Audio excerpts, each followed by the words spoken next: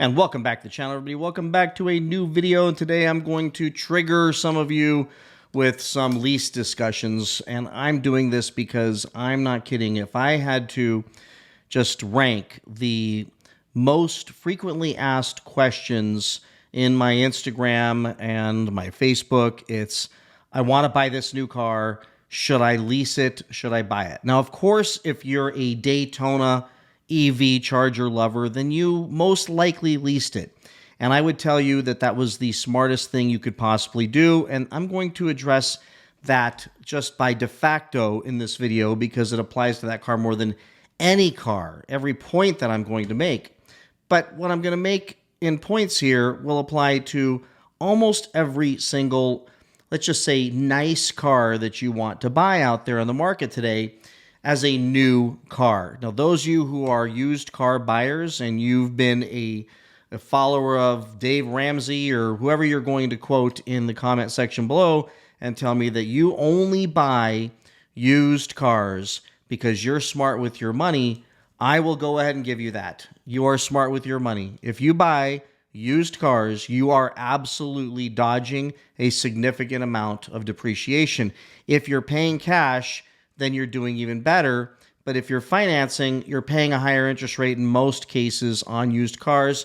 So now you're offsetting some of that savings with higher rate. And sometimes, depending on how much of an older car, it doesn't really benefit you that much if the rate's higher. So it just depends. The math has to be really figured out when you're making these decisions. But in general, which is what this video is about, I would like to share with you all very simply why we're seeing a shift to leasing in a humongous way. And I think it's going to be even more and more and more, to the extent that we're almost all just renting our cars unless we have our old beloved V8 Dodge Challengers and Chargers or Toyota Priuses that will last forever and never break down.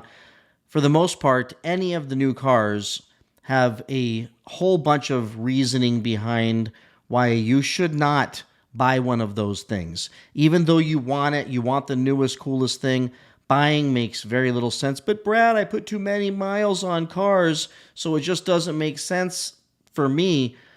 Go get a friggin' Prius. If you're doing that, trust me, I've learned this lesson this last few years in driving that Dodge Challenger around as a daily. Now let's jump into the content on this thing, which will be slightly controversial because some of you are, and I love you for this, but you're self-righteous. I pay cash for my cars. Those days are gone. Those days are gone, Uncle Herbert. You just don't do it anymore. It makes no sense because guess what happens?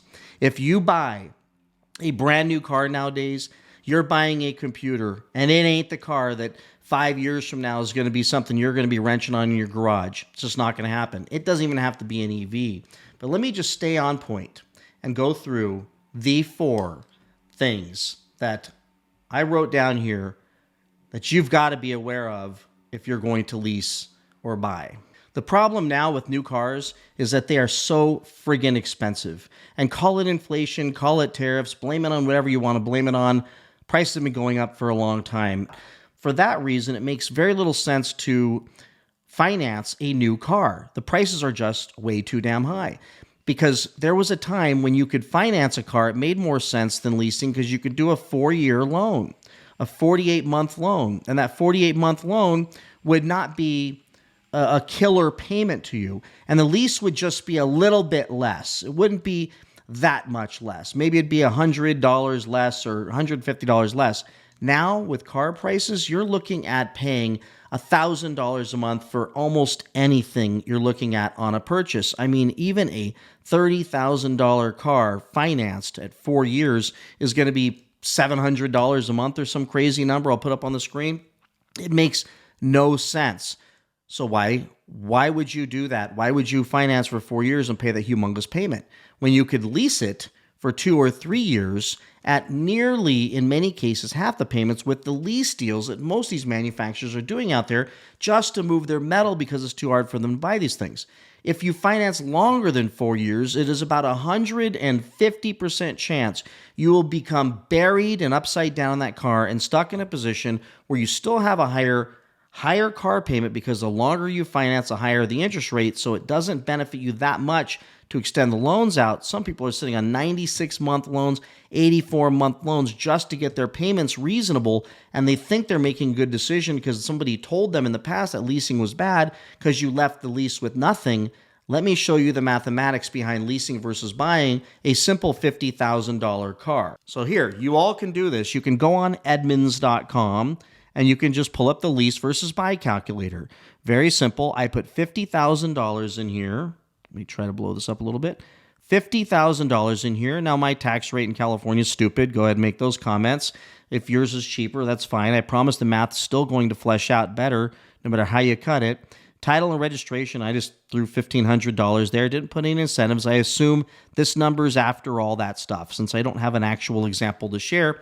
And then you've got a down payment comparison versus a cap cost, which is down payment on a lease. I don't believe in putting money down on leases in general because all you're doing is offsetting your payment. That's all you're doing. You're not buying yourself into a bunch of equity or anything like that. You're just offsetting your payment. I guess there is some benefit if you were to buy the car later on, but I'm just saying, let's call everything being equal. You put $5,000 down on each one, and on a purchase you did $5,000, and on a lease you did $5,000. I'm going to tell you, you probably shouldn't put anything down because you're renting the damn car. When would you go to Hertz or Avis and tell them, hey, can I rent that car for 5 days? I want to give you $500 down and $20 a day.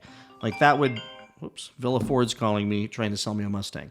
Anyways, why in the hell would you do that? This is nothing more than just simply renting a car for 3 years and then being able to jettison yourself out from underneath that thing without being stuck in it and having any negative equity or any loan balance or any repair bills coming your way or anything.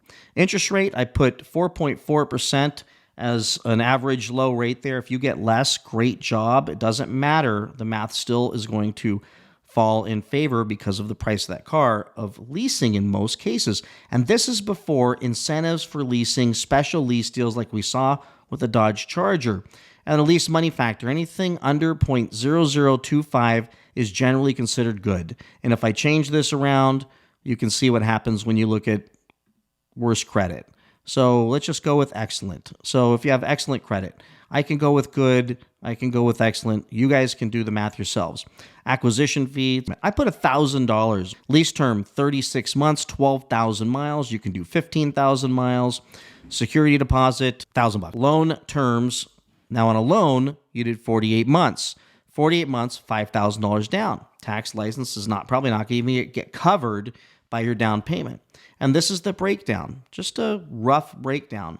A lease payment is going to be $558. A loan payment is going to be $1,112 for 4-year term. Okay? Anything longer than that, you are going to bury yourself in that car and you're going to start paying way more interest. Now, if you plan to keep it for a very long time, great, but remember, it's going to run out of warranty and you're still going to be more and more buried underneath that car the longer you do that loan because you're paying so much less every single month and so much more in interest over time. So let's just do apples to apples. I would not buy a car unless you can, if you can still lease, unless you can get it, the payment where you want it to be on a 4-year loan based on these new prices. And I've got videos where I was saying to go longer on your loans, but that was in the transition period. Now we're in the stupid period where everything's too damn expensive. I mean, a nice truck is $100,000. So $558. But here's the magic. Total lease payments are $25,000 and total loan amount is $48,000. So here's the deal. It's going to take you about, oh yeah, by the way, and whether you purchase or you finance, the car is going to depreciate by, let's just say, anywhere from 30 to 50%. Let's just cut it down the middle, say by 40% it's going to depreciate. So you bought a car for $50,000. You paid all this interest, took a $48,000 loan. Yes, 3 years from now, if you did a 4-year loan, you will have equity in that car only because of the money you paid, which was twice the amount in payments. So over 4 years, if you were leasing, let's say 3 years you gave it back, got another lease, you would pay about $25,000 more in payments by purchasing. So you're in the same exact boat. Either way, you're losing $25,000, but here you're paying an extra $25,000 and the $50,000 car is depreciating to $26,000, $27,000, $28,000. Here, you hand the car back. You've taken the $25,000 hit. Now, remember, you put $5,000 down. So let's say it's, I'm sorry. I think the total lease payments probably includes that. And you're in trouble. But let's go ahead and look at the math here. The MSRP, using a Durango RT as an example in 2021, was, well, the MSRP, depending on its configuration, was between $44,000 and $50,000. Now let's go ahead and jump forward in our time machine and look at, well, here's RT for $28,000. All right, here's some RTs from 2020, 2021 era, $28,998. Here's an RT from 2020, $22,995. Here's an RT, $34,000. Looks like it's got probably 50,000 miles on it. So you're losing anywhere between 30 and 50% depending on the miles that you put on that car. Let's assume you're going to put miles on that car. Well, the great thing about leases are, especially on cars like this, is you're looking at anywhere, like my Prius was 15 cents a mile when I go over, or I think 25 cents a mile on a lot of these things. And that's something to negotiate and make sure you have figured out when you do lease, to make sure that when you go over, if you go over in miles, which most of you won't ever do, that it's not going to break your bank. So on my Prius, if I go over by 10,000 miles, it's going to cost me a whopping $1,500. And I may or may not go over, and I don't care. If I go over 20,000 miles, it's going to cost me $3,000. I'm still doing better than if I bought that car for $35,000. So bottom line is, would you rather pay $558 a month or $1,112 a month for 4 years? But you know what? At the end of 4 years, I'm going to own that car. You're going to own that car, and you're going to get $25,000 for that car, or $28,000 for that car. You will still have lost $20,000 or more, which is what you paid on the lease. It's the same. You lost the money either way. Well, and the longer you keep it, the more it depreciates, the more you're losing anyways. So why wouldn't you just do this? Because you're going to lose money no matter how you cut it. Well, people are going to say, because I want to keep it. I want to keep it long term, and then I'll have no payments. I'll save money on those payments.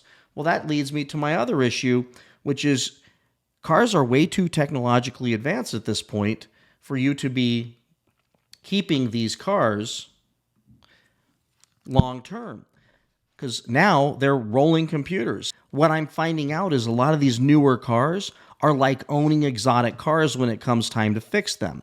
Literally, I have a friend of mine who just said, yep, he's got his Tesla and the rear motor went out. He thought he had this great car, still has a battery warranty, but the rear motor went out and it's going to be $8,000. And he's trying to find used motors on eBay to try to replace it because he's got a flower pot with a Tesla emblem in front of his house. It's a rolling computer, and $8,000 is about maybe a couple grand less than what that thing's worth. So these new cars, they just don't make that much sense to own for a long time, a long period. But I get it. Some of you old guys are going to chime in and go, yeah, it is. I keep my cars forever. Though, yeah, because you could pop the hood, go in there with a wrench, and do some work and fix your car yourself. You ain't fixing these things yourself. And those of you that say you want to pay cash, you might as well just lease. You pay cash. Let's say you pay $50,000, you pay another $7,000, $8,000 tax, license, everything else, whatever it is. You're almost $55,000, $58,000 into that thing, and then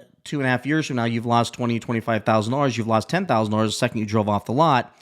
You might as well just go burn that cash. No matter how you cut it, whether you lease or you buy that car, you're still going to lose your money. You're going to lose your money either in payments. If you pay cash, you're going to lose it in depreciation and burnt cash, or in repairs down the road. You can't escape it with these things. And I'm talking about the newer cars now because of the technological issues with them. They are frigging computers. They don't cost the same to fix as our older cars used to. So the same rules no longer apply. So bottom line, folks, this may not be a popular opinion, but I'll tell you, with car prices nowadays, interest rates nowadays, the cost to repair these cars nowadays, when warranties expire, it just makes no sense. It's our Land Rover Defender out there. Each headlight, we had one headlight go out. That headlight was $4,000. Thank God it was under warranty. And then 3 weeks later, second headlight went out. It's another $4,000. If we bought that car or kept her old one and didn't lease a new one, and the headlights went out on us outside of warranty, that's an $8,000 expense because the headlights are made out of gold bullion nowadays. They're technologically advanced like you wouldn't believe, with all the fanciness that's involved in the headlights and the circuit boards and all the crap. And same thing with anything in these cars, whether it's not just worrying about transmissions anymore. Those are probably going to be less expensive than some of the computerized crap that you're going to have to repair in these newer cars. New cars, how about this? The twin turbo Hurricane, you want to find out what it's going to cost to put new turbos on that thing, to replace the engine, to replace almost anything on that car. Because of the technology that it's packed with, it's going to cost a fortune. When your center control stack screen goes out and you find out that that thing's $2,700 and you're outside of warranty because you thought, man, I'm going to pay cash for this thing and keep it forever, you don't want to be that owner. I see these people, these Daytona EVs on the groups going, oh, I plan to keep mine forever. That's an electric car. Let me just tell you, the other issue is the technological or functional obsolescence. Over time, technology improves and these things become obsolescent. Nobody wants the old technology. So now depreciation gets even worse, which is basically why you see the EVs depreciate so fast. Technology changes, solid state batteries come out, and then you end up having something that's worth almost nothing. Like most old used Teslas are so incredibly cheap, it's not even funny.